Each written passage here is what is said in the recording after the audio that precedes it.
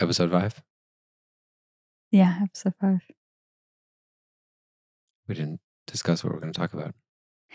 I figured we would just touch base on everything that we went through, I guess, over the last couple of days.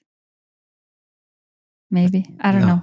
That's probably a good idea. And then I wanted to talk about what I brought up yesterday was maybe kind of a reinforcement of maybe another why of why this is important, which I don't know. It's like it could be its own episode, but I was thinking from the standpoint of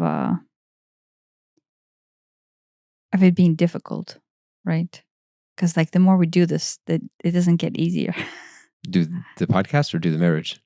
Well, I mean, the podcast is there just to reflect what the marriage is. So yeah, as we do ourselves, right? As we discover everything that is not kosher, it's just difficult, right? And so over like when last 2 days we haven't recorded podcasts, but then we were kind of going through our own turmoils. I think a lot of things are coming up right now. Yeah. So yeah, because it's difficult, but I wanted to address, and then we watched the show, and another thing brought up, and I thought, okay, this is perfect in order for me to say. So from the standpoint of things being difficult, I think they're difficult for different people from different sets of approaches. And what I've got reminded of and discovered, again, I guess might be more so reminded of, is there's those of us who remember how it is to live in the world that is not full of shit, right? And I don't mean like shit from the judgmental standpoint, right? But the density of our 3-dimensional space is just so difficult, and it's so full of turmoil and discovery and undiscovery and loss and pain that, well, I say that, but the thing that stands out the most is the fact that this world is full of not love, right? It is love, but in a non-sincere, non-real type of a sense. Right. Is it even love? Yeah, that's what I mean. So everything that we come to identify as love, right? If you walk around with any kind of awareness, or what I have is the memory of the past, right? Or memory of elsewhere. And then you go, oh yeah, well, no, everybody else is saying this is love, and this is how love is, and this is how love should be, and this is what love looks like. It is really difficult to live in this world realizing that's it. That's the extent of love. What this world has to offer today is the extent of love. And so it's extremely depressing and lonely. It's depressing to realize, to think that that's it, right? To think that that's it. And then it gets lonely when you think you're the only person that can remember something other than this, right? And so I thought, okay, I'm obviously there. I remember a world of something different. Whether, this is kind of getting into esoteric versions of it, but, might as well go there. It is not the world we have in here today that we are interpreting in a 3D, but something outside of our interpretation. But there's planes out there, right? And we can talk about the details of where they are and all that. I mean, it's all episode there. But there are people on this plane, myself included, who have a memory of something else. And I think the younger people are those people. And there's a yearning to get back to it. Well, to begin with, you're just confused of, wait, why is it that what I feel inside is not what the rest of the world looks like? Like, why is it what I remember inside is not what the rest of the world looks like? And so if you're young, but and you have that memory, but you're starting to lose it, or you're starting to like sink into the depth of the 3D that is the reality today, then it becomes very painful. becomes very painful to live and continue to live. And hence, I will say this because I think that's what the show brought up yesterday. The suicide rates are up because of that, right? It's because the younger generation is not seeing the outside reflect of the potential that they feel on the inside. Yeah. It's not, I mean, on the surface, you would almost think, oh, they're just more sensitive, or, the kids these days are more sensitive, but it's not sensitivity per se. Well, some people call them empath, right? Yeah. Yeah, but that's like a generic term that doesn't mean anything to anyone. Right? They're in fact, I think it just comes down to they can remember something different, an option of the world that is different than this, right? A circumstance of the world that is different than this. And then when they lose that memory, or when they start to lose that truth and start to marry the truth of what we're living in, it becomes unbearable. And the suicide, exit, that people call them exit points. Everybody's just taking advantage of those exit points because it's difficult. Yeah. Overdoses. Yeah. Something what was it that they brought up, like accidents, but like, and I'm like, I wonder, like, so it's almost like orchestrated. It's like self-orchestrated accident to where you're not actively taking it, but you're sub-actively exiting out. You're still somewhat responsible for. Yeah. Well, no, I mean, your death is your decision, right? And then everybody has exit points. And so people are just choosing to take exit points, right?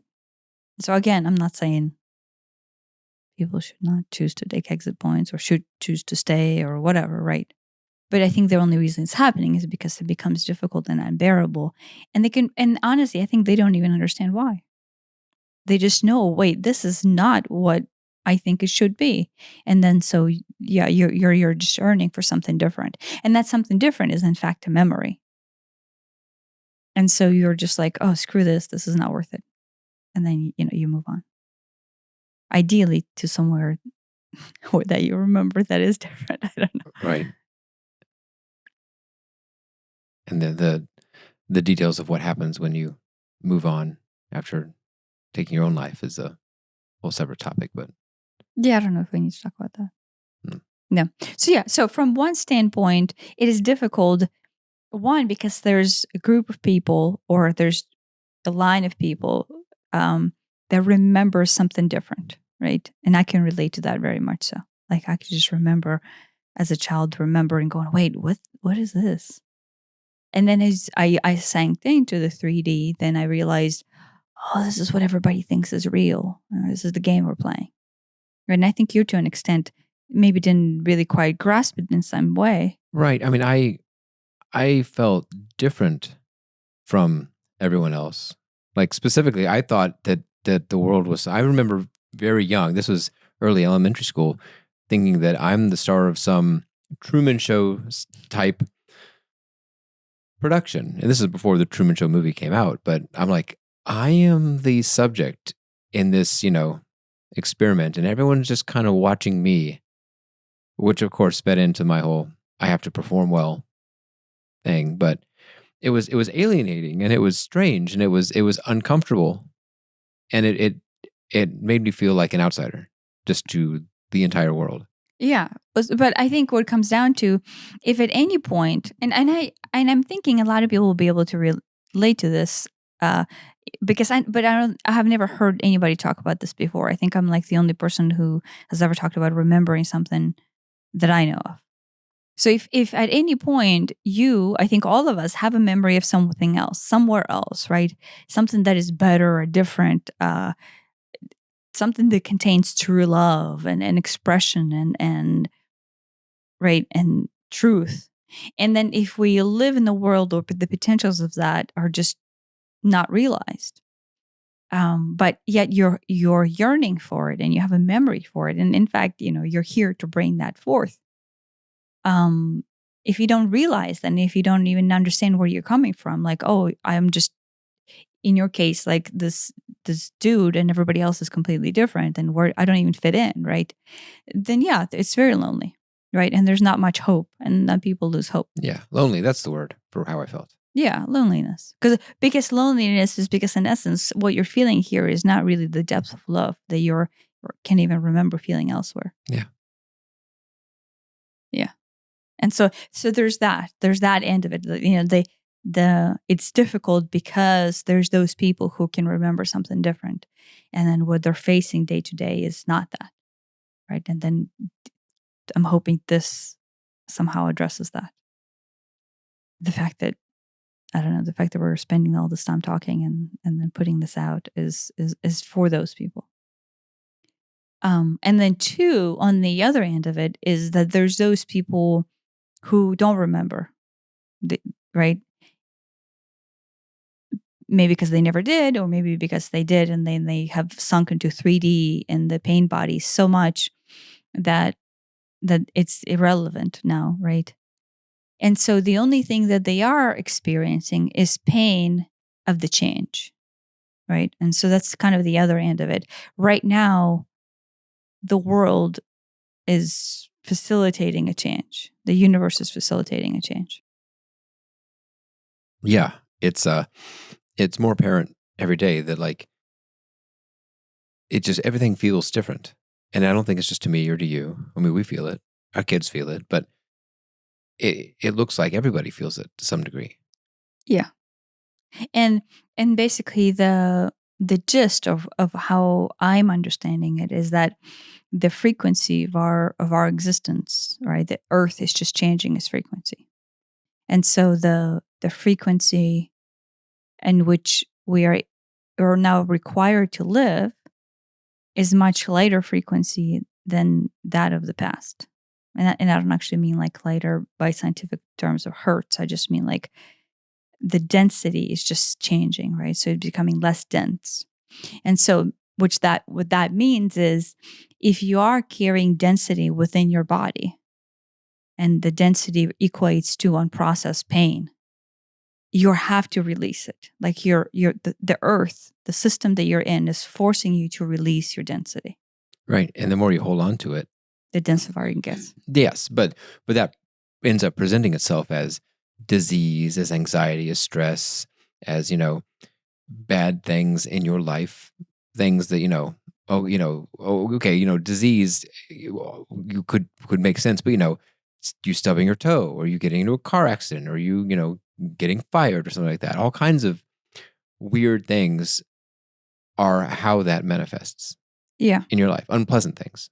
Yeah, it will become unpleasant, but that is only if you're actively holding on to and grasping to that density. Yeah. If you're refusing to let go of the density. Yeah.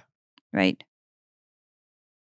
And so another set of exit points are the people who have made up their mind and said, you know what? No, this is me, and I will be holding on to this. All the grudges, all the haters, all the judging, all the everything. This is who I am, and not going anywhere without that. This is a different type of people. The people who recognize it but have actively chose that I'm going to keep it. Is that what you're saying? Yeah. There's the actively choosing, right? But sometimes subconscious choosing. Yeah. Subconscious in the sense that if you're holding, let's say, to hatred towards someone, right? And I mean, deep down, you need to let go, right? You need to undensify yourself. You need to just release, right? But you're just refusing to. Like, so you're not even recognizing that you need to start releasing density because the earth is ascending and the frequency is changing. What I'm saying is you just know you need to release hatred because it's not healthy to hold hatred. Right. Like we as society kind of like already come to that as truth. Like, oh, guess what hatred does? Well, it constricts like everything in your body. And so when your body constricts, the blood flow stops flowing and then your organs start to shut down. Right. You think, oh, I hate the any group, group X. I hate group X, or I am angry at them, or I'm holding a grudge, or they wronged me in some way, and I hold I haven't forgiven them. It's like you think that that's somehow hurting them, but it's not. They don't. It isn't even that they don't care. It's that it doesn't matter. The only person that's affecting is you, and it's affecting you in a negative way. Yeah. Well, no, it's just killing you. Well, yeah, it's killing you. Yeah. So the choice to hold on to resentment and anger and pick and choose, these people are good or these people are bad, is just actions towards gaining densification. You're densifying your being, right? I mean, it comes down to as simple as that, right? Like you are what you eat, kind of. This is like you are what you think, Yeah. right? And so, And how you feel. yeah, but thinking is feeling, right? Kind of same thing. I mean, I guess you can feel and not allow yourself to think it or pretend like it's not there. Or the other way. Yeah, I guess. Yeah, and so the other part of it is that's the other difficulty for everybody else, is those people who have been into 3D and the depth of 3D for so long, but now are starting to being forced to de-densify their being, to awaken their being, or to release hatred, release, judgment and pain body, right? Release their own lies. Really, that's what it comes down to, right? Which is what kind of we talk about all the time. But that's difficult. I mean, that is its own difficult journey. So from both ends, you're remembering and not seeing that remembrance reflected in this world, or you're not remembering, but now being forced to live in the world that you don't know how to live in, because now you have to change who you are completely. That's being almost like squished from both directions. Yeah. Um, the great squeeze. Yeah, but from the people who have spiritual connection and spiritual notions of enlightenment, they would still not understand why they feel so so lost and hopeless. And then the other people do not realize that what they're being pushed to is the recognition of themselves and their truth. And if you want to call it spirituality, you can call it spirituality or spiritual enlightenment or awakening or whatever. But, you don't even have to call any of it. The truth is just the frequency of this planet is changing, period. What are you going to do about it? Right. And so staying stagnant is just not an option. But I would think that also that brings in hope for everybody that does remember something different. Like I find that hopeful. That, yeah, maybe not in my lifetime, by some lifetime, with this space, we'll get to the vibrational frequency where that love that I remember does shine through. Right? I think it is going there. I don't know if it's like hundreds of years or thousands of years. Right. But we're on that path. I don't remember who it is. Is it the Vedic? The Yugas? Yeah. Yugas? I think it's the yugas, yeah, the cycles. And we're in the is it the Kali Yuga, which is the bottom and the worst, the bad one. And it's they're long. They're thousands of years long. But we was it 2012 crossed the threshold of it, according to this. And so the Mayan calendar said 2012. Is it maybe? When the I thought it lined up. Either way. Yeah, I think the yugas do somehow lined up a little bit. But then the Aquarian age versus the... Either way, we're inches from the bottom, but it's on the way up. Yeah, and I don't know if that is how we should look at it. Are we inches from the bottom? Maybe. I don't know. Right. I look at it as on the way up. Yeah. Yeah. But if it's 26,000 years, like on that scale of time, it's kind of pointless as far as... It's literally inches from the bottom. Yeah. Yeah. And so I thought that was important to address, and maybe it's like a slight diversion about like the rest of like our topic about our marriage and where we are, but I think it fits in perfectly, just because I have this drive within me to reach something that I remember, right? And that within itself like creates low points. And I'm sure I'm not the only one. And then for people who are being pushed to by force to release their pain bodies and release their hatred and judgment and whatever, um, th- and and then they don't want to, right? This would be a great explanation of why we are kind of like all on the same path. Yeah. Why all of a sudden everything's going wrong in your life for Yeah, someone who's not, spiritual over. yeah, who's not recognized that there is something to be released, or who has but is holding on to it for dear life. Yeah, right. Because I mean, it gets confusing if you don't understand what's going on. Yeah. And even if you do, that doesn't make it easy. It's still No, hard. no, no. I understand what's going on, but day to day, to be in that type of a space, right, with the lows and the highs, and like the full moon. Last night, the full moon was so bright. I came out and I'm like, "What is going on? It looks like it's daylight out there." And I realized, oh, the moon was just, you know, at its fullest, right there above our heads. And I felt its pull, but like its pull was like detoxifying. It was like yanking at at humanity. Like I felt it yanking at me, right? And everything that you and I kind of like went through and tried to release yesterday. Um it it was very like cathartic. I think it was like a almost like a, what's the word for helper, but like a catalyst, right? A Yeah. catalyst for that pull, like, right, when it's big and it's pulling at us more so than ever before, it's just assisting us as a catalyst to let go, to relinquish something that we're, because it's hard to let go. It's hard to dig deep and cry and cry and cry, Yeah. I because mean, sooner or later you don't even have energy to cry. not only that, but some of these things, they're so ingrained in you. I mean, literally from birth, from some of them, Yeah. or all of your life. There are things that I've thought or believed or had drilled into me, or either way, there's these neural pathways are 40 plus years deep, and it doesn't, you know, as much as I may want them to change, it's work to get them to change. It's not just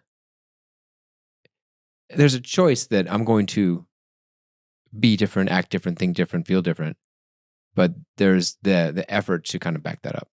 Yeah. But before that, there's even recognition that something needs to be different. Yeah, there's that. That's the Right. first step. But like first step comes with admitting that there's something wrong. Yeah. So like first And is like, that's hard in its own right sometimes. yeah. Even just admitting something's wrong. Oftentimes it's I'm wrong, which is also hard in its own right. Mm-hmm. Or my actions are wrong. Yeah. Yeah. Yeah. So I know it's kind of like an interlude or uh to the overall conversation, but I think it is completely part of it.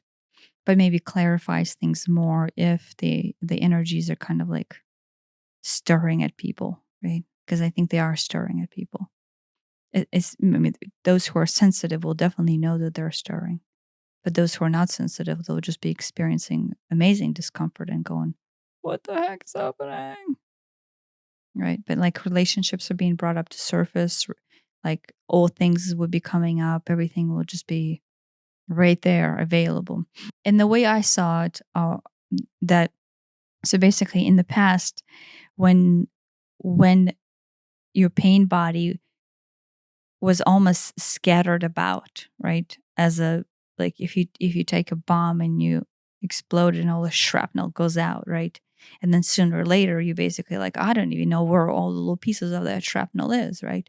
So if you imagine your pain body being this like explosion, and for miles and miles out is your shrapnel, is the the fallout of your pain body. Now what we're being faced is that like quite literally somebody's sweeping that shrapnel back into you. So your pain body is actually coming closer and closer for you to reach and to discover. So it actually makes it easier for you to reach to those deep points, which is why you're on the edge a lot more, is because they're so much closer to you than they were ever before. Do you want to define what a pain body is for the audience? Um, We've used that term several times, but I don't know. Have we not defined it? I don't think Maybe we've we haven't defined it. defined it. I mean, pain body, shadow work, dark night of the soul. what are some other terms for it that people use? I mean, just going through hell. I like the term Right. going through hell. All of those. I mean, I think I've said it. Maybe I didn't actually defined it, but this is my interpretation of it, and other people will maybe take it wrong, is there are things at the depth of your core, that you run as subconscious definitions that are your lies, right? And sometimes not like malicious lies, but like, oh, I'm not good enough, or I'm unlovable, or I'm not special. And they probably originated as some sort of defense mechanism in some way, at least some of them. Yeah, a lot of, and some of them are even like if you go back to, if you believe in the theory of caveman evolution, right? Then you would go, some of them are just like defense things that were set up there. Yeah, I mean, some of it is just, a like physical response.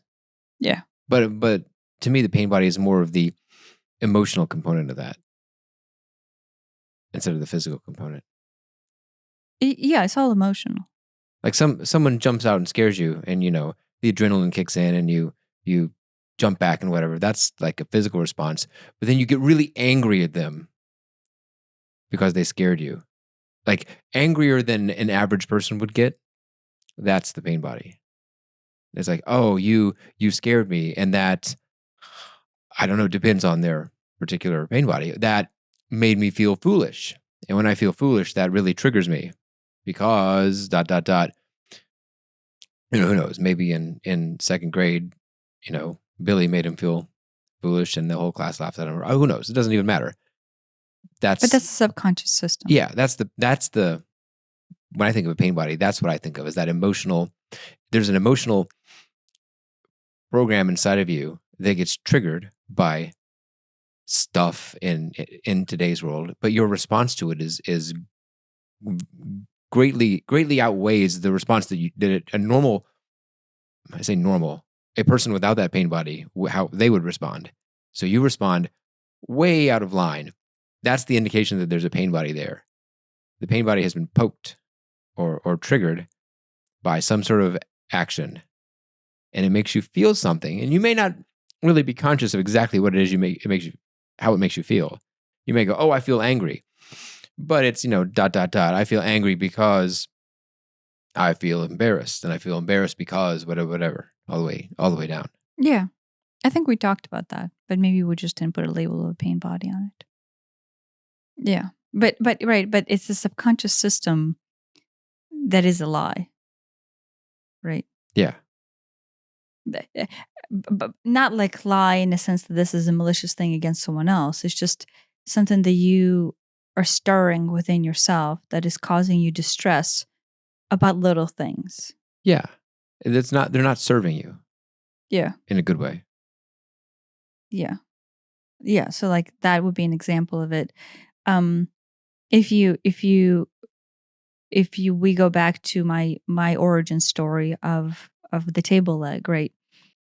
Me thinking that I'm unwanted is the pain body, right? The origin of the pain body, because I'm tied to the table leg and I'm not wanted, right? And so that exists as its own entity, if you want to call it an egregore. Some people call it egregores, right?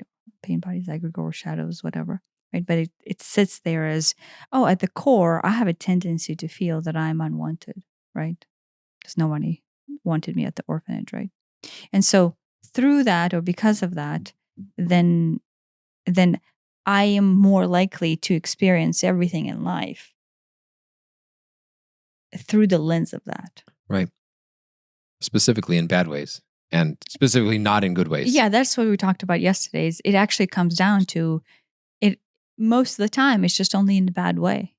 Right. It's like, and both of us had this. It's slightly different, but it's really close. Where, like, there's only a certain baseline of, to me, being lovable, and to you being special. It's not like I even want to be more lovable, or you want to be more special than this average is the wrong word, baseline, than this baseline. Mm-hmm. But we both feel somehow less than the baseline. Yeah. And all the praise, all the love, all the attention, all the whatever in the world will only bring you up to that level. But it will just take one little negative comment, one little, look the wrong way. It doesn't even matter. One little thing can knock you so far below that.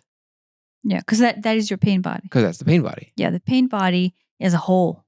Yeah. And in your case, it's the gaping hole of I'm unlovable. Right. And in my case, it's the gaping hole of I'm not special. Right. And you can and you try to find things in the world, external things in the world, to fill that hole. Mm-hmm. And when you do that, that hole is a bottomless pit. Yeah. And I can shovel all the love from you, all the love from anybody, all the attention I want into that hole. It will never be filled. It can only be filled by realizing I am lovable and I do love myself. That's the only thing in the world that can fill it.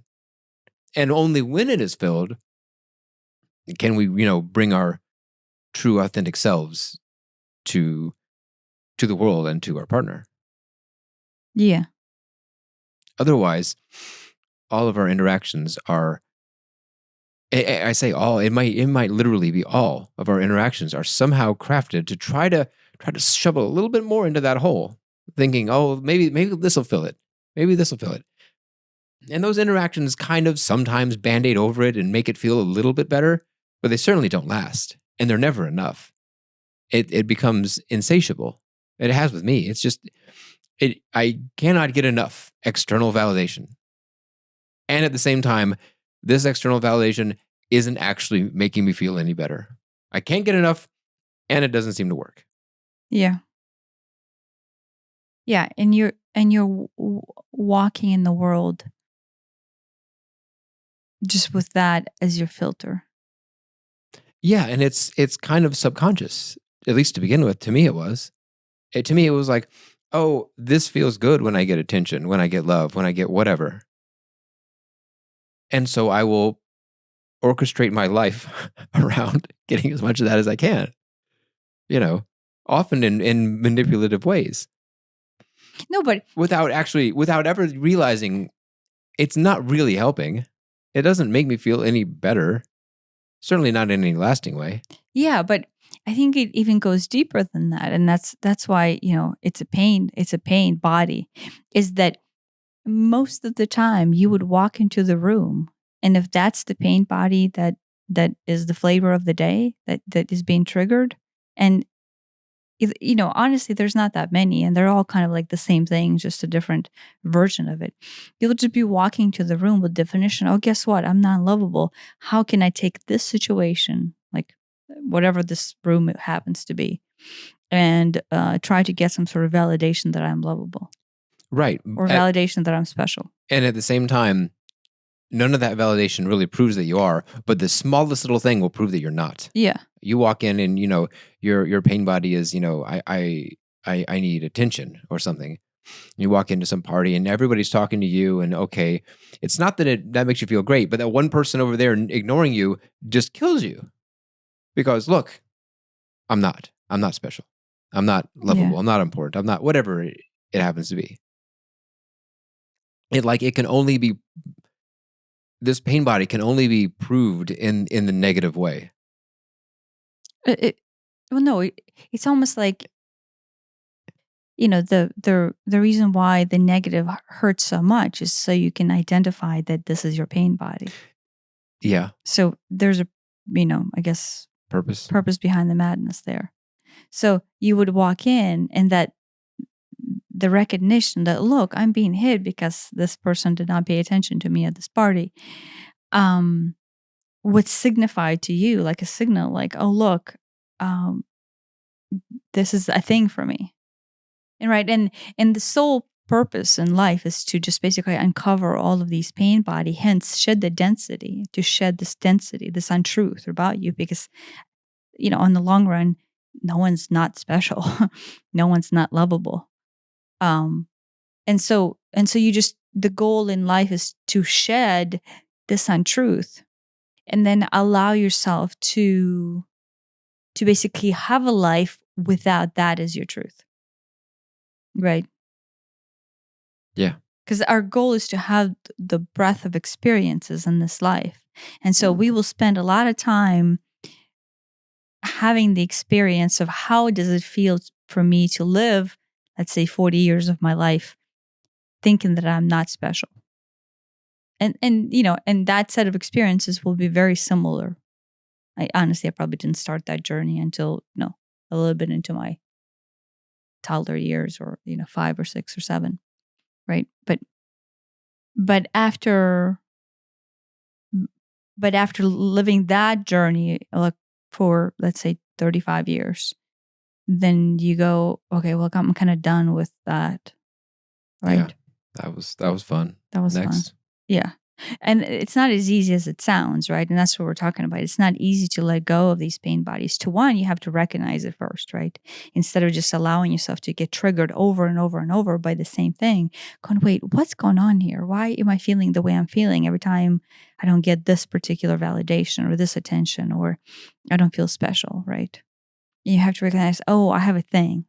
Now, you could spend time and recognize the origin of that thing, right? Which we've talked about in the previous episodes, is what is the origin story that might have caused this, right? And you can start to let go from there. Yeah. I mean, it helps to identify it, but I don't know that it's No, I don't critical. think it's necessary. Yeah. But once you identify that this is your thing, like, oh, not feeling special is my pain body, right? Then you can kind of walk with awareness that, oh, guess what? I go through life trying to seek validation to feel special. And so anytime you walk and you notice yourself doing it, just pause and go, okay, what if I don't do that? What if I just go internally inside my space and go, I'm special regardless of what this is. And let me just make this experience what this is, and not a technique for self-validation. Yeah. I mean, part of that's just being present. Aware. Yeah, if we're not, so that's the thing, is if we're not aware of our pain bodies, then they are always tapping us. They're always They're letting us themselves know, guess what? That's the thing for you. Love, married, and acknowledge you in the meeting. Yeah. They're really running your life. They're running the show. Yeah, they're running the show.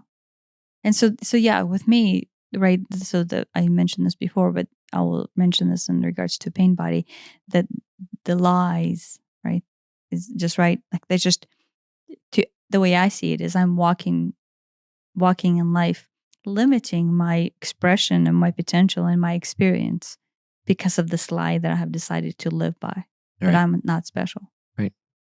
And so it's like my gung-ho approach to, well, I'm done. I don't want to do this anymore. Is just a technique to make sure that I draw awareness to my pain bodies. Now, of course, if there's like a slew of them, I don't know how you're walking around always paying attention to every single nuance of self, but it slowly gets that way. Yeah. I mean, if what you feel in response to a trigger is, there are normal responses.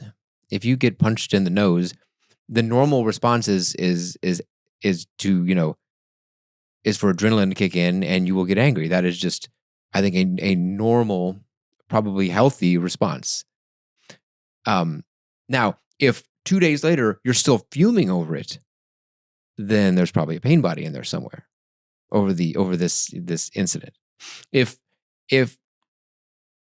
the response lasts longer than it should, I know that's really vague, but an emotional response probably should just be a couple minutes for most things. If it's still on your mind hours or days later, there's probably a pain body there. Mm-hmm. Yeah. So, I mean, step one is just to recognize that this is a pain body, like discover it, bring it to the surface. And you'll be able to think of other ways that has presented itself in your life. Oh, now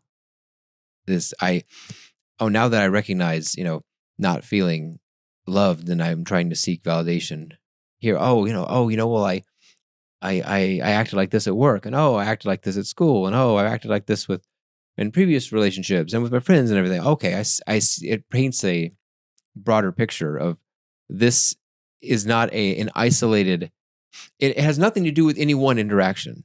It has nothing to do with, oh, I feel like my wife ignored me today and that made me feel bad, or paid attention to me today and that made me feel good. It's beyond that.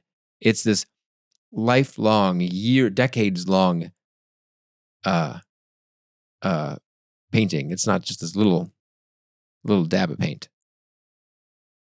Not sure the paint analogy's working. Yeah, I think in my book I refer to it as the canvas. Yeah. It's not this square inch of it. It's you need to step back and look at this big mural of your life and go, oh my gosh, look at all these things with all these different people and all these different circumstances and scenarios where I have tried to make myself feel better about the fact that I don't feel loved. Mm-hmm. Yeah, but I don't know if you could possibly find a human being who's not living through that right now. Right. It may not be loved, but it's something. There's something. Everybody's got something. Well, yeah, everybody's got something. And like on the surface, it doesn't even look like that these person's actions might be coming out of the wrong place. Right.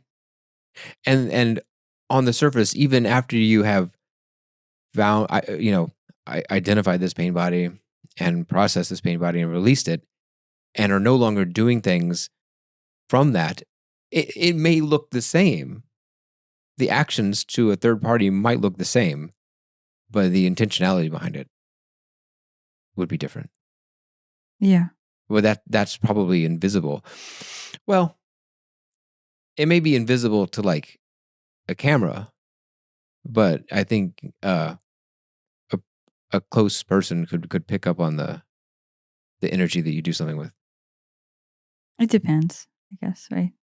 Because a lot of times the pain bodies for validation and not being lovable drive people into action. Like, I'm going to prove the world wrong, right? Or in my case, like, oh, I guess, honestly, mine never drove me into action.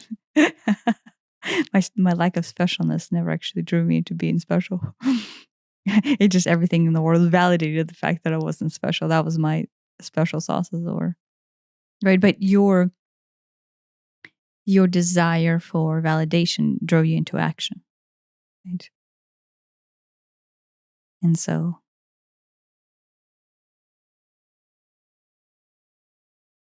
those actions don't necessarily look bad. Like, oh, look, he's really good at computer programming. Yeah. No, I mean, oh, look, he's really good Boy Scout. Yeah, they're. Oh, look, he's really good husband because he cleans the dishes. Right. But if I'm cleaning the dishes specifically so that me cleaning the dishes gets noticed, A, and acknowledged or praised, B.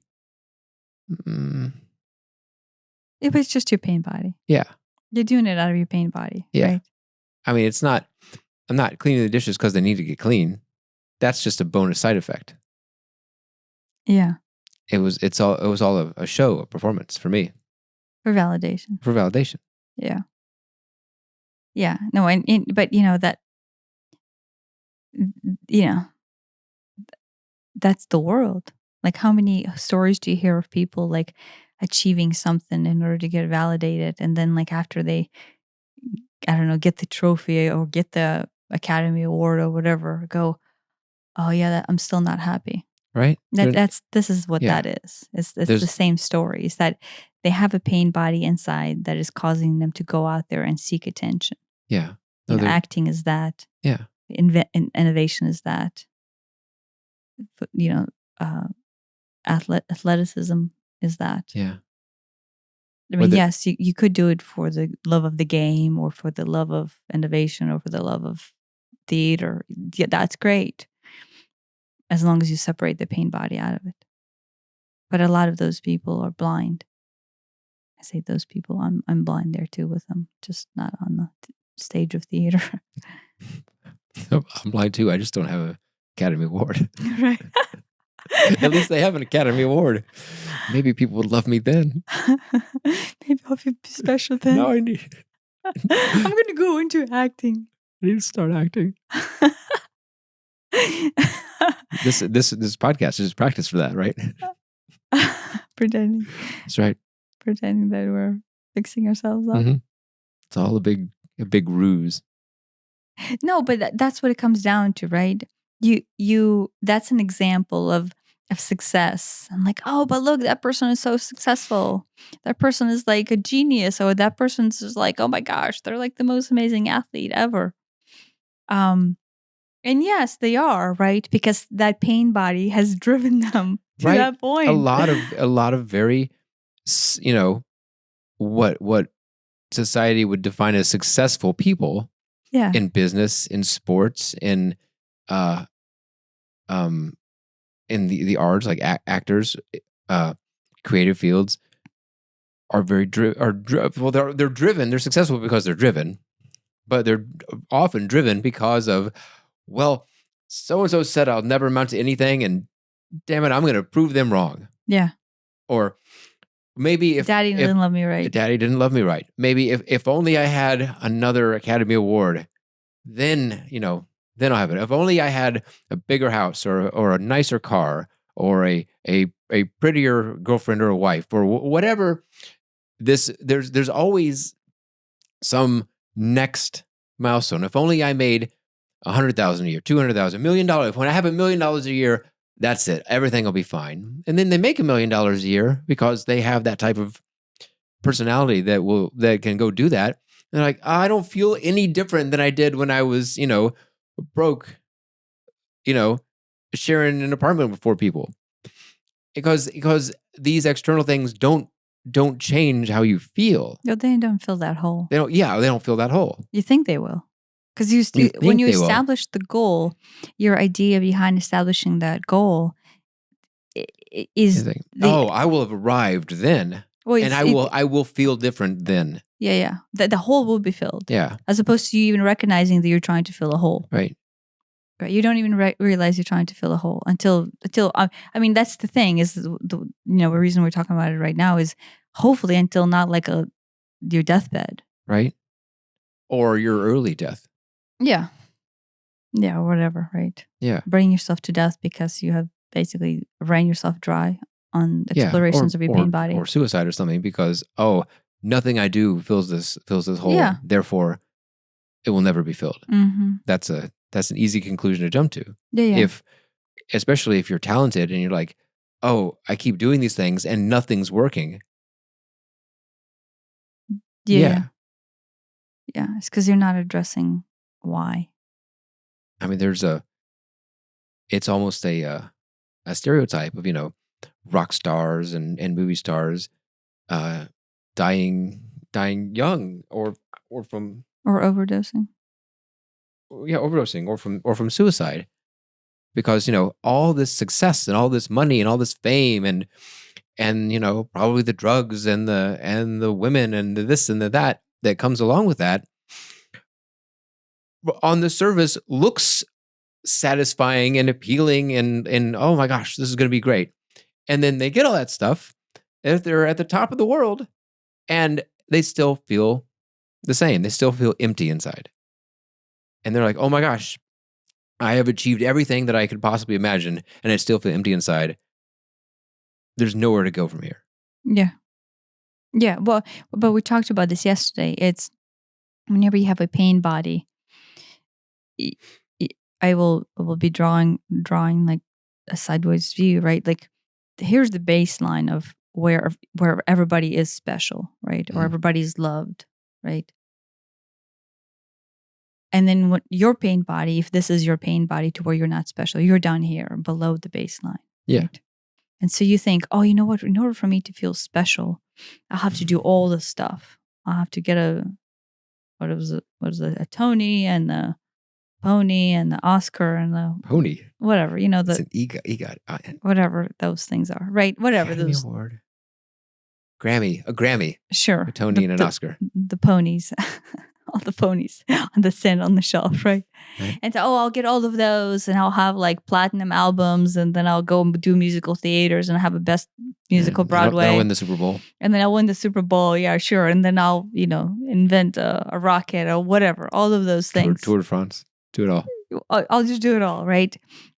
But each time you complete one of those things, this is what we talked about yesterday. None of those actually take you even to the baseline of specialness. Right. Much less what we think then will take you past the specialness baseline. Like, we were talking about Jesus, right? Like, okay, well, we were trying to decide, well, Jesus is special. Right. Jesus is over here. Right. And then here's everybody else. And then I'm like, and I'm down here. Right. Right. So not only am I below the norm, right, Jesus is somewhere else. So there's a scale. We developed a scale. But when we say everybody else, we mean literally the entire population of the world except me. Yeah. Is here at, let's just say 100%. 100. They're special. They're 100% special. But I'm 80% special on a good day. And then 20% special today because I didn't get a hug in the morning. I don't know. It's you could argue, is Jesus at 100% or is Jesus at 1,000%? Yeah. You know. But the specialness chase, right? Or the validation chase, so the love chase, never actually gets you even to 100%. That's the thing. Much less beyond, right, into the some special category of specialness. That's not even an option for you. In fact, most of the time, people don't even care about that. Right. Like, at least I don't. I don't know. Maybe some people do. I never wanted to be more lovable than anybody else. I mean, that doesn't even make sense. Yeah. You just want to be as lovable as everybody else. Yeah. But because you are not. Right. And it's easy to logic that out and go, well, no, of course I'm as lovable, Of course, but the hole's still there. The hole's still there. I can think it up in my mind. I can even believe it up in my mind. But if I don't feel it, then it doesn't really matter. It isn't solved. It's still there. Yeah.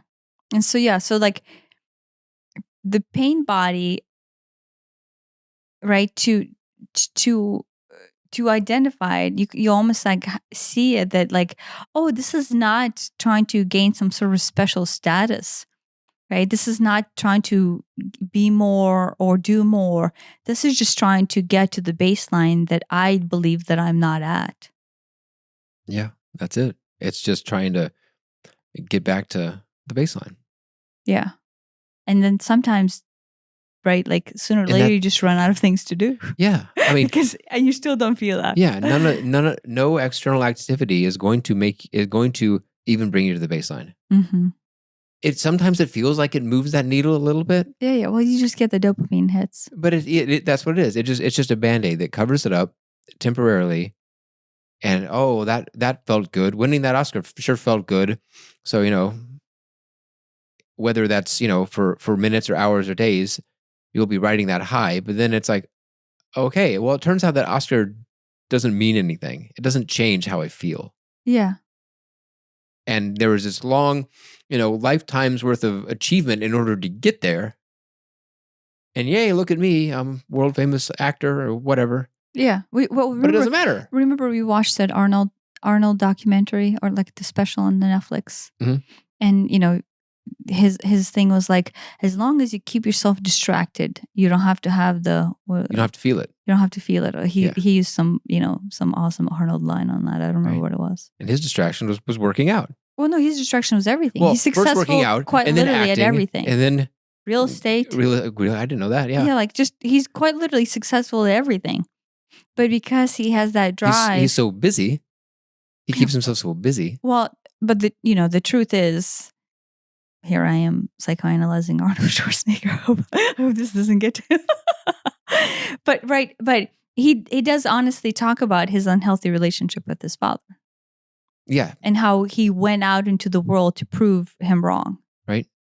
Right. And his relationship with his brother, who was always better than him in his parents' eyes. Well, the father saw Arnold be lesser than the brother. Yeah. And so instead of Arnold even interpreting his brother into the mix, he just saw himself as lesser than. Right. No matter what, I'm less than the baseline. Right. If my brother's a baseline, I'm less than that.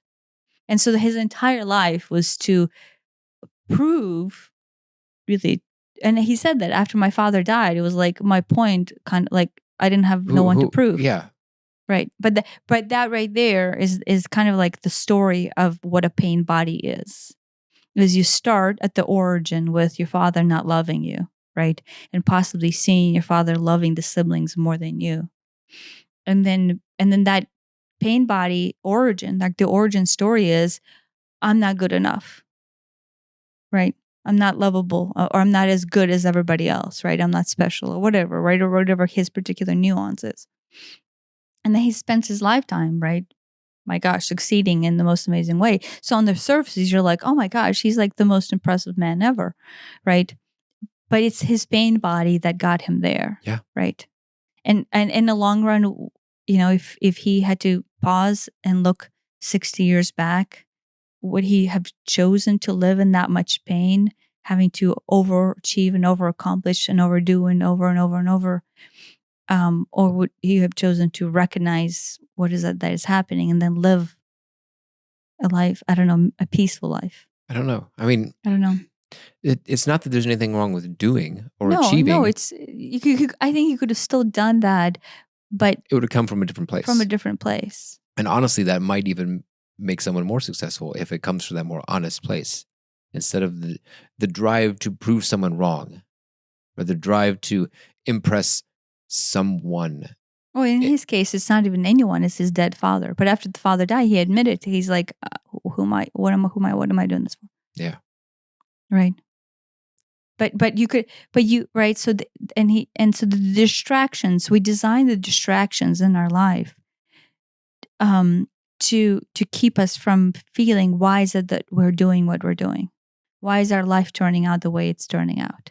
And in his case, it's positive, right? You wouldn't say like, heck, he's extremely successful, right? So Right. why would he pause to analyze what he's doing? But the energy behind it, right, is extremely, I would say, very painful and excruciating. Because at the end of the day, right, if you just sit there in stillness and peace, you feel what you're hiding. Especially if you get older and you get wiser and the stillness comes. Yeah. Then it's very apparent what you're hiding. And so right now, when the earth is changes the frequency, right, and it's bringing the turmoil your way, it's almost asking you to stand still and to start acknowledging what is it that you're hiding. What is knocking at your door right now? And it's a pain body. I mean, whatever its masking itself is, you know, it's just a mask. Take the mask off and start looking deeper. It's I mean, it's not an easy journey. That was just the definition of a pain body. That was like an hour defining the pain body. But that's why we're here for. So from the larger picture, from the spiritual level, we come here to identify, that pain body. And work through it and live through it and experience it and mull it over. So it is a journey. It's a very beautiful journey. It's just the question is, how long are we going to sit with it or experience something different? And now we're being called to, at least I feel like I'm being called to experience something different. But on the surface, looks like it's more than just I. Yeah, I mean, I think it is everyone, whether they recognize it or not. I think there's this. Most people would be able to go, something feels different lately. Lately, maybe being the last few years. And it's not just COVID. No. It's not that. I mean, my slap in the face came in 2017. That was 3 years before COVID. So it was already chugging. COVID was just like this great global facilitator for the pause and for the stillness, right? To where like you came to face with what you're hiding, possibly, right? With yourself, right? Everything that you were, right? That that run around, like that, like just keep yourself busy and keep yourself distracting so you don't have to feel, was what the life was pre-COVID. We have busied ourselves up to the 9th degree so we didn't have to pause and feel what we're not feeling. Yeah.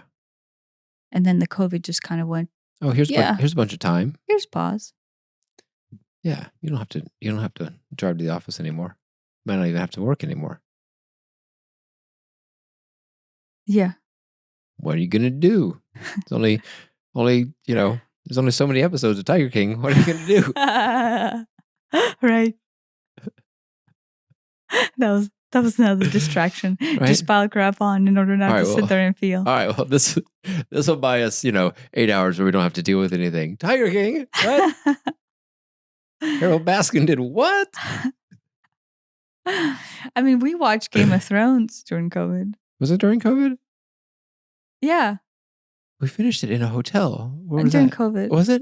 Yeah. Oh my gosh. No, but we started during COVID because I guess we never watched Game of Thrones, and like the kids were too young back when we were. Probably too young when we watched it. But we would skip everything that was. We skipped a lot of it. But yeah. But right. But it was just that here it is, Earth giving you this present of time, and then basically we spend what.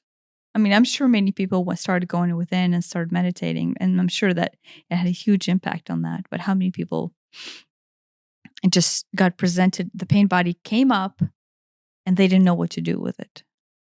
Yeah, because the easy thing, maybe even the obvious thing to some people, probably the obvious thing to me, is to, this doesn't feel good. Let's get a drink. Yeah, let's, numb it out in some way with some substance or some activity. Let's go for a run. Let's go, they're not all, bad things like, let's go do heroin would probably be a bad thing, but let's go exercise. Oh, well, okay. That's a good activity, but if you're doing it because you don't want to feel how you feel and you don't want to process that and dig into why do you feel that way? What can you do to stop feeling that way? Not stop feeling that way temporarily, but stop internally feeling that way. Yeah, the obvious thing to do is to numb it out with something else. Just not let it come to the surface. Yeah. Like push it down, suppress it down.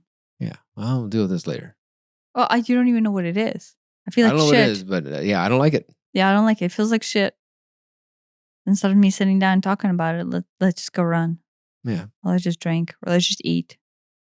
We did all of that. Yeah. Like I took on cooking. I think many people took on cooking as a distraction mechanism. Yeah. People took on drinking. People took on a lot of bread got made. That was the thing. Bread. But right, what fills the whole of the soul more than carbohydrates? Right. Ooh, they're great. Especially like homemade carbohydrates. Look at this. It's like I made this and I go to right. Yeah. So you just like distraction. Like let's not feel. But things are coming to the surface, right? And so yeah, the implosion of the marriage was like the first thing that you saw coming out of that. And I said like before we even started, I said, the divorce rates are gonna skyrocket after this. Yeah. All the people who were avoiding everything that they didn't want to face. Right. The only thing keeping these marriages together is the fact that they didn't have to be with each other all the time. They're like, okay, well, if we can be apart for 8, 9, 10 hours a day because, Work. At least one of us goes to work, then we can still live together in harmony the rest of the time. But if we have to spend 24 hours a day together, that's just not going to work. Yeah. Yeah. But that's a problem within itself that should have been addressed. But it only became apparent during COVID. I can't tell you how many people when I tell them that we work together full time from home together, like sitting together, working on stuff together, they're like, "What? I could never do that with my wife. I could never do that with my husband." Oh, that's probably not a great sign. Yeah. And that is And not saying that people have to be able to work yeah, together. But what's the compatibility there? they don't mean, oh well, I'm a doctor and he's a lawyer, and so we can't work together because that doesn't make financial sense. They mean I couldn't spend that much time confined with my spouse. Is how I've always taken it. Yeah. Like I'd go crazy if I had to sit around him or her all day. Like, oh, there's probably probably something there you should look at. Yeah. I mean but that's I mean that within that there's the pain body on the person's end who's saying that. And then that pain body then extrapolates into the marriage and it creates a thing. Right. And then I'm there's sure probably both. a pain body on the other spouse's Yeah. end who does or does not feel that way, let's say. And so that creates its own interaction. And so, Yeah. like, the problem in the marriage is, well, why do you feel that way? Right. In Right. that case, like, why do you feel like you cannot spend time with your wife? Right. Like, That's let's hypothetically say you're locked in with her 24/7 for like 3 or 4 months during COVID. Why is that a bad thing? Like, what's going to come up? right. I think that's what it is. They're afraid something's going to come up. I don't know, something from the past or something from the present. I don't know. Some feelings going to come up. Some I just can't stand the way she chews is going to come up. Something's going to come up. Yeah, but that just means they're hiding something. Yeah. But not like actually actively hiding something, hiding from themselves of how they feel about their spouse. But the truth then that's the trigger that is triggering their pain body. Right. And that's how that's the easiest way to identify it is like, well, you wake up in the morning on Saturday morning and you have your spouse right there. Or you get up at 4 a.m. in order to pretend like you have 18 holes to run. So by the time your spouse gets up at 6 a.m., you're gone, right? Are you running away from your spouse? Right? Most of the people do. Yeah. They craft their life with their schedule between the kids and the work and the extracurricular activities and the golf and the footballs and the baseballs and all of that to where like, oh, I love my wife, but only 20 minutes at a time. Right? Or when I need to fuck her. I'm sure that's an exception. And so that's what it comes down to. There's just this avoidance. If you're avoiding something, it's not the wife, right? It's the pain Right. body in between the two of you. Yeah. Yeah. That something's getting poked. Yeah. Something's getting triggered. Yeah. And that, it hurts. It doesn't hurt to avoid. It hurts to sit there and start talking. Yeah. Nobody wants to sit there and start talking. It hurts to acknowledge that there is something. Yeah. Well, there's like the slew of you think you want this outcome out of it. Like, oh no, this is what I want. But then what you're not addressing is, oh, this is why I want it. This is why I feel the way I feel about whatever that is. Right. The fear of what talking would bring, of how deep you would have to open up. Right. Why most people don't want to go to therapy is because like, what's the point of going to therapy unless you open up deep? Yeah. And I don't want to open up deep. Yeah. If you open up deep, well, I just want to open up deep enough to say I did it. Yeah. But not like deep enough where I'm crying. What's the minimum amount of opening up I can do to save this marriage, at least for now? Or to say I tried. Or to say I tried. It's not even, I don't think, And now I won't have the guilt if it fails because at least I tried. Yeah. Yeah. Kind of painting a gruesome picture here. Right. Well, that's where it can go. I know. I've seen that go. That's where it does go. Like back when we were in the corporate world, that's all this was.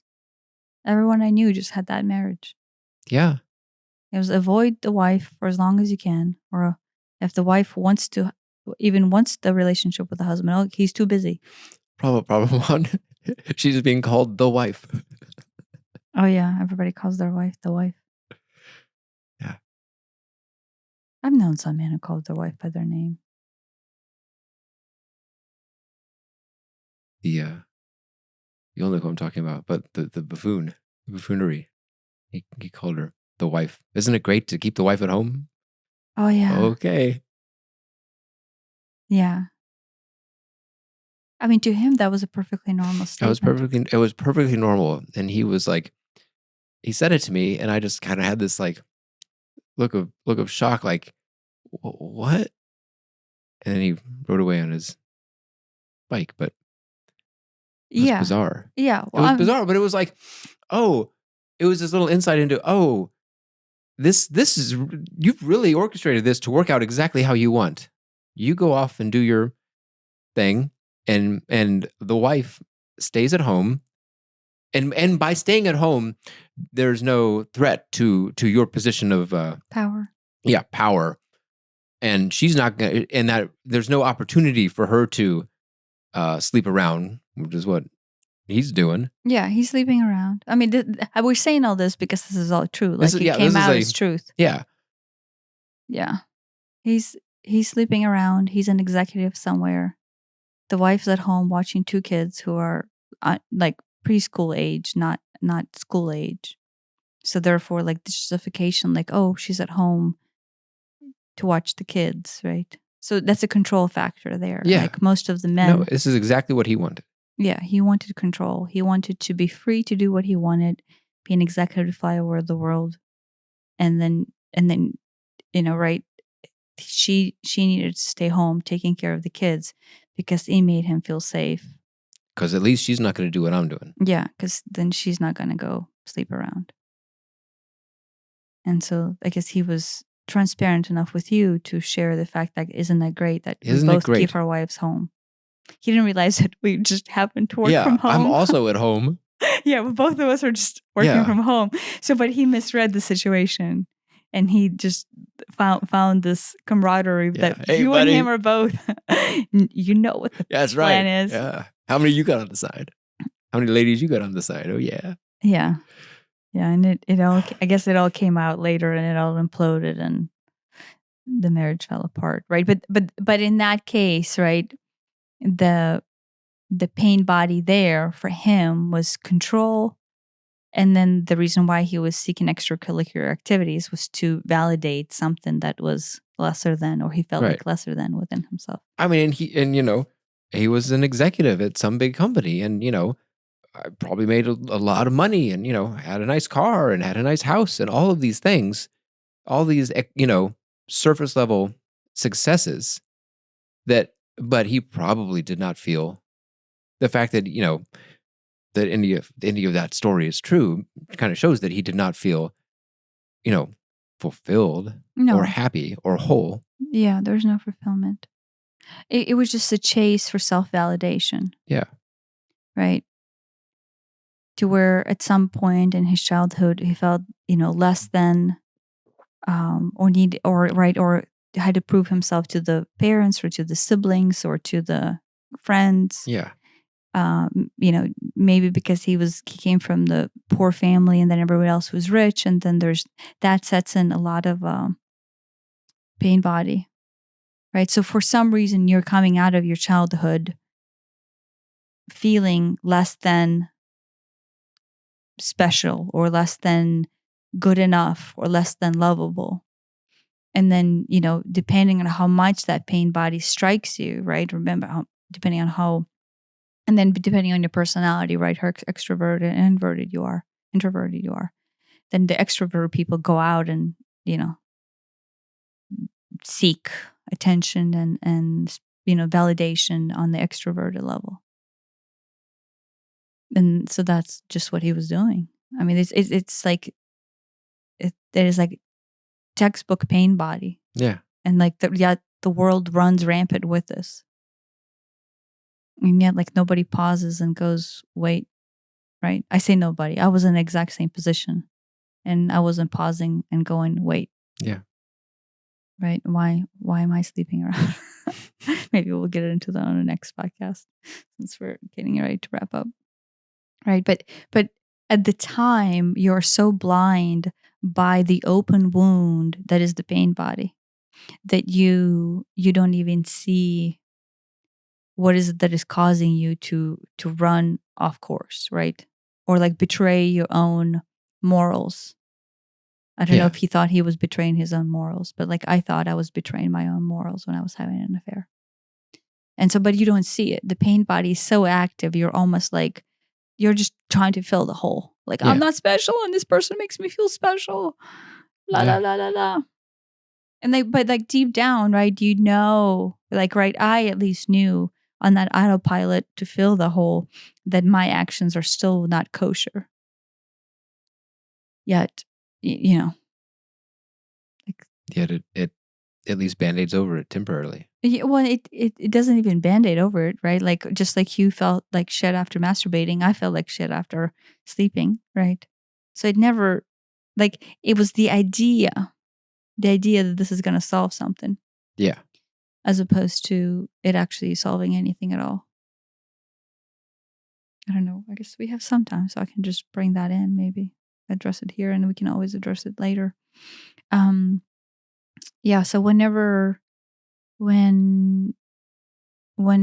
Elliot was having his pain body activations of not being lovable, is that what it was that activated it? Yeah. And he spent all the time masturbating because I think I don't know if you mentioned it last time or not, because it was easier to get that fix Yeah. than give the attention to me. Yeah. I mean, there was an addiction component as well, which it's all tied in together. But yeah, it was just easy. Yeah. So he was masturbating, even though it was the same thing as sex, but I think it was just providing something differently and quicker as satisfaction goes Yeah. than not. And so during that time, that went on for 5 years, I guess 7 years of our relationship, but what is it, 7 minus, so 4 years of our marriage, right? And so at 4 years into it, I kind of reached a low point where after I had our first child, I was already in that, like, I have the post baby body. I have to go back to work. But prior to that, you had the 12 weeks at home. And so my self-esteem and my general outlook on myself, it was not great, right? Because kind of like in that postpartum depression state. I wouldn't, at the time, I didn't know that I was depressed, and maybe I still don't even know whether I was depressed or not, but I didn't feel great about myself, right? Like, the body's not what it used to be. I'm literally feeling like I'm just some sort of like milk supplying mechanism because I'm constantly breastfeeding. So I was not at the high point of my life. And then on top of that, Elliot was not paying attention to me. So I'm not using these as excuses. I don't want to say that. That is what caused me to have my pain body activated of me not being special. And so when my pain body of not being special got activated and I went back to work, maybe it was obvious. I don't know. Maybe it was just obvious that like I was walking around. Here's a vulnerable person. Yeah, as a vulnerable person. And so somebody who I worked with just decided to start showing me attention. And so, not to blame him because he was just running his pain body of validating himself. Like his pain body is, I'm not good enough, and I'm gonna take like hard situations and win at them in order to prove to everyone and myself that I'm a winner, that I'm good enough, that I'm it's like a scoring one for themselves, but it's like scoring one for the ego. I think most of the men who initiate cheating initiate out of that spot. Is like it's some sort of a conquest to self validate. Like, oh look, I can get a younger person, or look, I can get another person, or look, I can have 5 on the side, or look, I can sneak one into my house and and do one while my wife is sleeping upstairs. Like all the that's a story we also know about. So I'm not making it up. And so so I ran, and so when he started showing me attention, I started running with my pain body as, this feels really nice, right? This is like filling that hole of somebody paying attention to me. And so I ended up having an affair that, like, I swear after each session of it, I would say that this is the last one, because at the end, it doesn't actually validate or fill any holes, and you just feel like crap, just like you felt like crap after your sessions. But yet because the pain body was so active, he was able to come in and, provide me with that special feeling over and over and over. And I was there, obviously reciprocating, because it made me feel really good. And so it just kind of like continued on and off for quite some time. And then kind of all imploded at the same time as our marriage imploded. Yeah.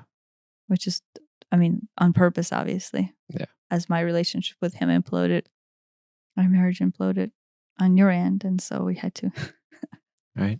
start working through that. Although this didn't come out on my end until like I was forced to bring this out of me. Which, yeah, that's another thing I wanted to address. So yeah, I'm not justifying the action that was completely wrong, but I'm saying it nonchalantly right now, realizing that this is not something that I should have done. But I realized that is what pain body not being addressed does on my end. Yeah, it can lead you to do things that aren't healthy for you or for other people. Or and if I had to morally rate an affair, or like, what is the worst thing you can do in your marriage possible? Or like, what is the worst thing you can do as a human being? I'm like not saying murder and, killing babies and children.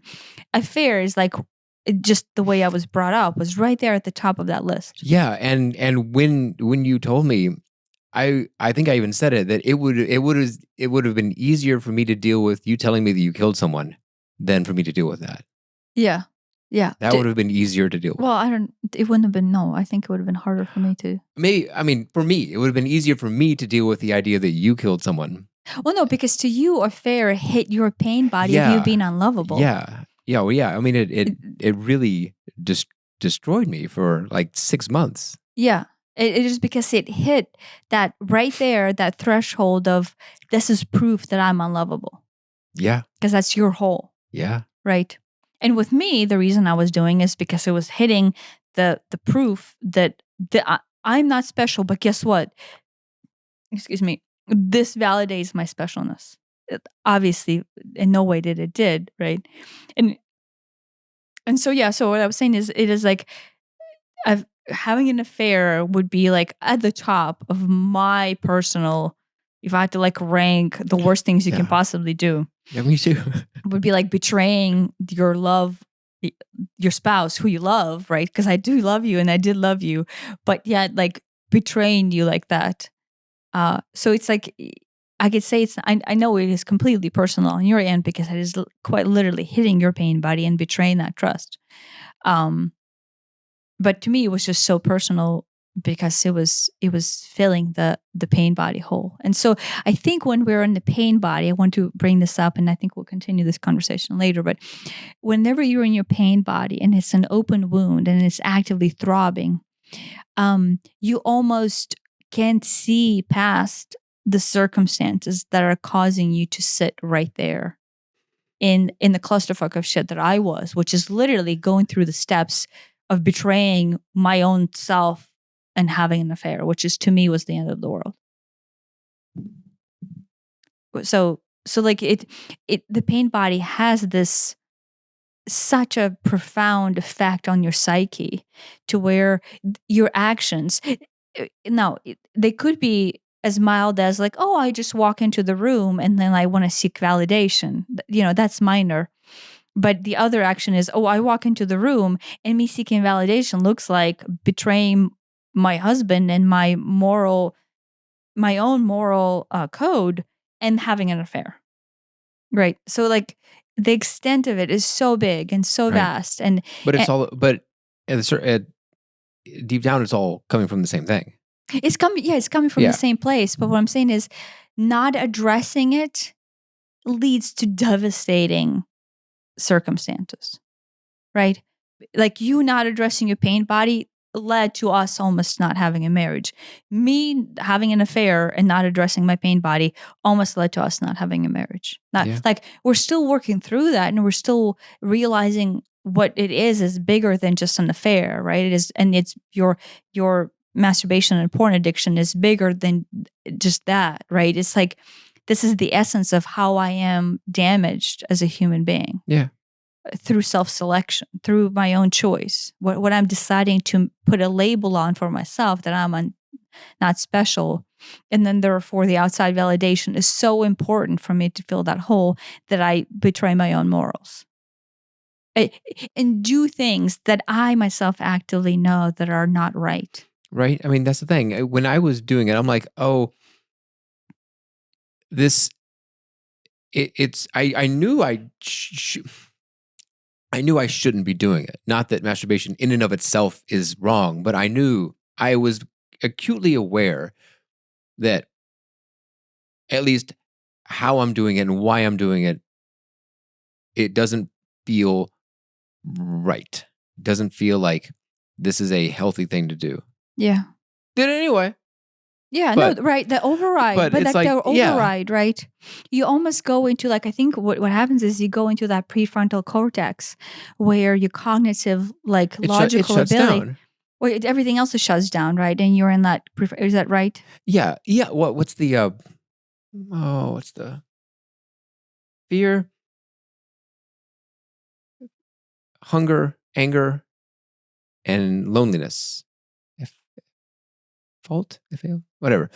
I think those are the four. Those are the four things that shut down your prefrontal cortex. For me, the loneliness is how that manifested, and maybe a little bit of a fear and a little bit of anger, but mostly loneliness is how it presented to me, and probably you too, if you had to pick one of those four.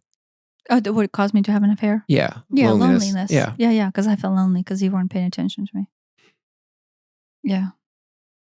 Yeah, but right, that loneliness hits but I'm not special. But the scarcity it shuts thing. down the human part of your brain, and you turn into some caveman person. Oh, this feels good. Okay, I'll do that. I did. Yeah. But that is what not addressing the pain body does. Yeah. Right. It has huge ramifications on a relationship. Yeah. Where I don't know if all relationships are this messed up or have this much of the depth. Of course, no. That's the thing, is no one talks about it. Right? This is why we're doing the podcast. I think they are, but ours is special in that at least we all know. At least it's out there, and at least we can talk about it, and we can work through it, and we can talk about the whys, which is really more important than what happened. Is the why did it happen? Yeah. No, but we can address that and work through our marriage both, and look what we have created as this marriage. What does our marriage look like, right? And then from that, you can step back and go, it looks that way because here's the pain body that I'm living and inserting into the marriage, and here's the pain body that you're living and inserting into this marriage. Yeah. And this is our game. We're playing these games with each other as a marriage, not realizing that, hey, we're just really messed up on our nuance of self, the pain body that we're not bringing up, over things we're not communicating.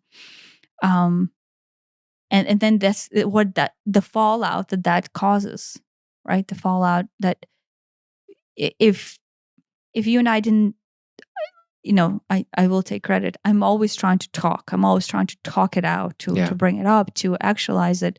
Maybe to begin with, I didn't realize I needed to start talking about pain bodies like that. I did not know that back then. But I was like, well, let's talk about it. What is this? What is it that you don't love me? Are you gay? Or, whatever, right? Like I was trying to figure out how is it that I can get you to want me.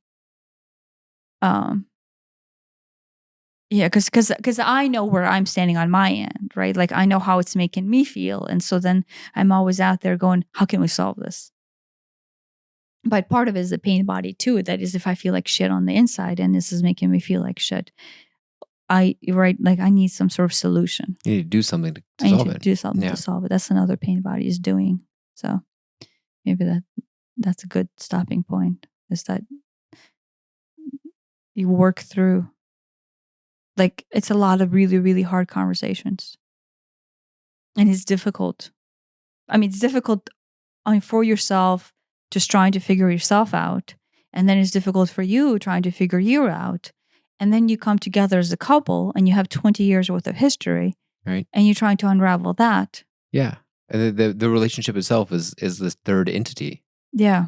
And then there's the kids who, you're trying to appease who you want to make sure that you're being a good parent to while you're trying to work all of this out. And add in all the, you got to work, you got bills to pay, there's furnace filters to change, there's, Yeah.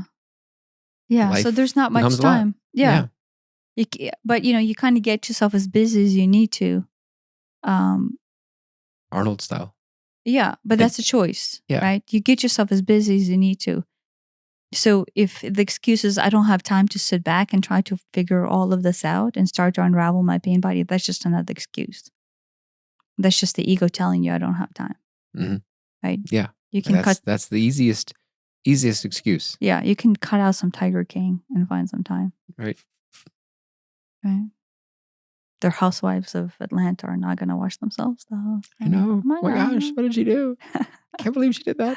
Right, but the reason why those shows are so popular is because they are living their pain body on camera. Right, and it's so obvious. The funny thing is, it's so obvious to the watchers, the viewer. Oh my gosh, look at so and so.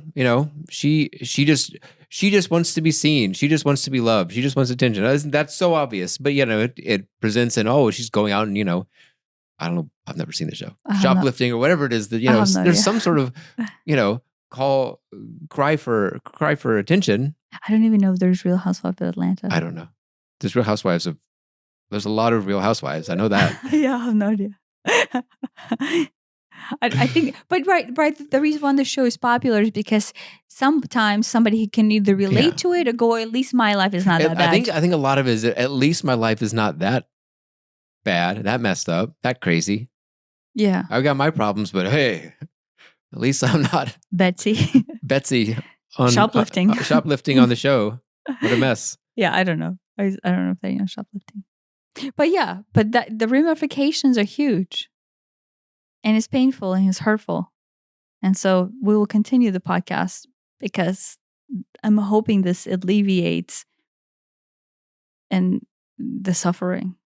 Yeah. I know it alleviates our suffering by just knowing that you and I can come together and talk and allow it to flow as opposed to holding a strapped energy. That within itself is just beneficial. Letting truth flow. Yeah. Like you don't have to have a solution. Like we don't have a solution for half of the stuff we still talk about. Maybe you get angry. Maybe you cry a bit. Yeah. Fine. That's good. Let it out. Let it out. Yeah. So thank you for listening. Thanks for listening. Number 5.